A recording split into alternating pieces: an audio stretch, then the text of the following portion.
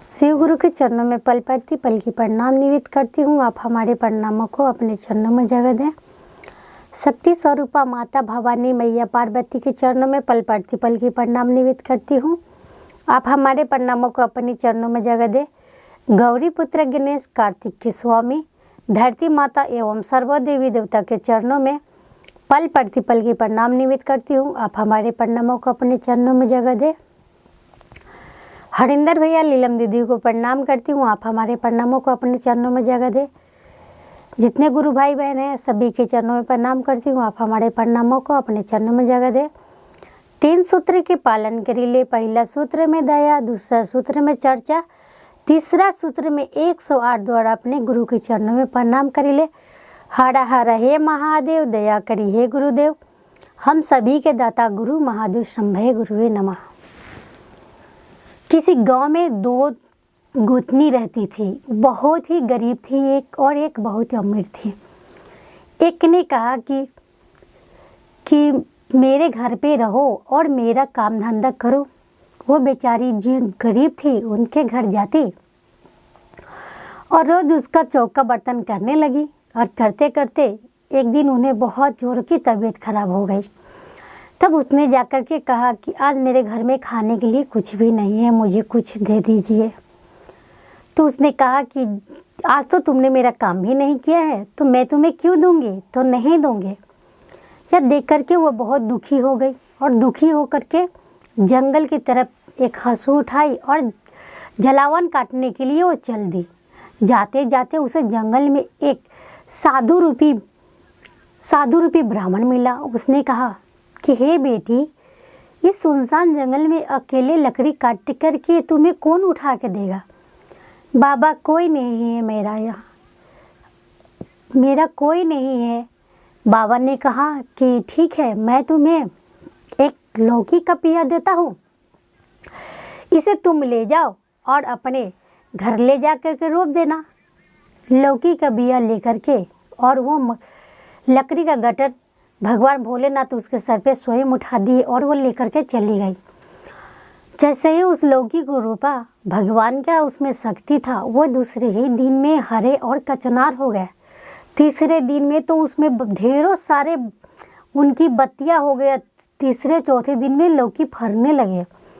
फर के लौकी बहुत बड़े बड़े लटक गए। उसको बेच बेच करके और खा के उनका जीवन व्यतीत होने लगा। ऐसा ही करके उसमें से उनकी जो गोतन थी उसने कहा कि आज जब ये सो जाएगी मैं इसका लौकी चुरा लूँगा, क्योंकि इसके पेड़ में बहुत लौकी फरी हुई है। यह कह करके उसे रात में चोरी कर तो नहीं पाई, पर दिन में वो लकड़ी काटने के लिए जो ही जंगल पहुंचा तो ही उसने उनका लौकी चुरा के काट लिया। तभी भगवान भोलेनाथ ने उनको फिर से उठा दिया और कहा कि ये लकड़ी लेकर के बेटी अपने घर चले जाओ। कि लकड़ी लेकर के वो अपने घर को गई और बच्चे को खाना वाना खिला उला करके खुद भी शाम को सो गई। सोते ही उनकी गोतन के घर में सबने देखा कि कोई नहीं उठा हुआ है। आखिर क्या हुआ? भगवान की ऐसी लीला थी कि जिस हाथों से उसने उनका लौकी चुराया था, ना तो वो हाथ उठता था ना उसका पैर काम कर रहा था, ना वो चल पा रही थी ना उठ पा रही थी। यह देखकर सारे लोग ने कहा, उसके बाद वो जाकर के कहा, क्या बात है दीदी कि आज आप भी तक सो रही हो? उसने कहा कि नहीं, कुछ भी नहीं है, मेरा तबीयत सही नहीं है, मुझे सोने दो। तब जाकर के सो गई लड़की को। रात में भगवान ने सपना में कहा कि तुम्हारा जो लौकी था तुम्हारे गोतन ने चुरा लिया था, जिसके कारण उसकी यह दशा हुई है। उसे सारी बात समझ में आ गई।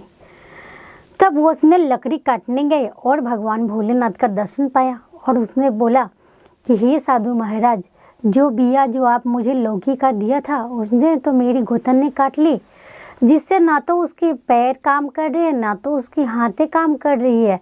ऐसा क्या हो गया? तो भगवान भोलेनाथ ने कहा कि तुम अपने घर जाओ और जितने भी उस पेड़ के लौकी है सभी को काट करके उसे उबाल दो।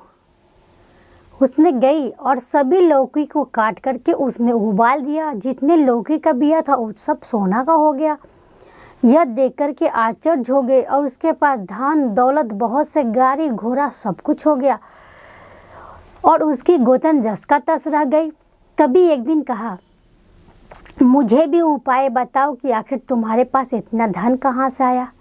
तो उसने कहा कि मुझे एक साधु ने दिया था। तभी भगवान भोलेनाथ से प्रार्थना करके कहा कि मेरी गोतन को उसके किए का फल तो दे दिया पर उसे ठीक कर दीजिए। भगवान की कृपा हुई और वो ठीक हो गई। ठीक होने के बाद उसने भी वही किया, जंगल में गई और लकड़ियाँ काटना स्टार्ट कर दी और उससे भी भगवान शिवजी साधु के रूप में मिला। मुझे कोई लकड़ी उठा दो, मेरे पास कोई नहीं है। भगवान शिवजी वहाँ प्रकट लिए साधु के रूप में और कहा कि हे बेटी, मैं तुम्हारी लकड़ी उठा देता हूँ।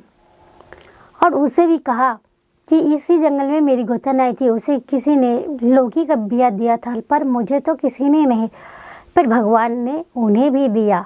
लेकिन उनकी लालच के कारण वो तो लौकी हुई, पर उन्हें उबालते ही उनके सारे धन दौलत बिला गए, भीख मांगने लगे, वो दर दर भटकने लगी और वही गोतन के पास जा कर के उसी के बर्तन करके और काम धंधा करके खाना पीना खाने लगी। इस तरह उनका जीवन व्यतीत होने लगा। तभी उसने कहा कि दीदी, भगवान भोलेनाथ को गुरु बना लो। जब तुम भगवान शिव जी को गुरु बना लोगे तो तुम्हारे सारे कष्ट दूर हो जाएंगे और तुम्हारे पाप भी मिट जाएगी। यह सुन करके उसने कहा कि ठीक है, कैसे भगवान शिव जी को गुरु बनाया जाता है, मैं जैसे बताता हूँ वैसे ही करना। तुम भगवान भोलेनाथ को आसन लगाना, उन्हें प्रणाम करना और कहना कि हे शिव, आप मेरे गुरु हैं, मैं आपकी शिव शिष्या हूँ, मुझ पे दया कर दीजिए। आप दया नहीं कीजिएगा, दया कौन करेंगे। तथा दूसरे सूत्र में चर्चा करना है उनकी और तीसरे सूत्र में 108 द्वारा उनको प्रणाम करना है। यह कहने लगी और उनके कहने के अनुसार उन्होंने शिव को गुरु बना लिया और जैसे जैसे इसने बताया वैसे वैसे करने लगा और नमः शिवाय का जाप करने लगा। इस पे भगवान भोलेनाथ प्रसन्न हो गए और फिर से उन्हें वही धन दौलत और अच्छी दिल दिमाग हो गई और वो भगवान भोलेनाथ के चर्चा करने लगे, सभी मिलजुल के रहने लगे। तो शिव गुरु ने ऐसे ही उन पे दया किया। आप भी शिव गुरु के चर्चा कीजिए, आप भी उन्हीं की तरह मिलजुल करके रहिए। भगवान भोलेनाथ आपकी भी मनोकामनाएं और इच्छाएं पूर्ण करेंगे। हर हर हे महादेव। दया करिए गुरुदेव, हम सभी के दाता गुरु महादेव शंभय गुरु नमः।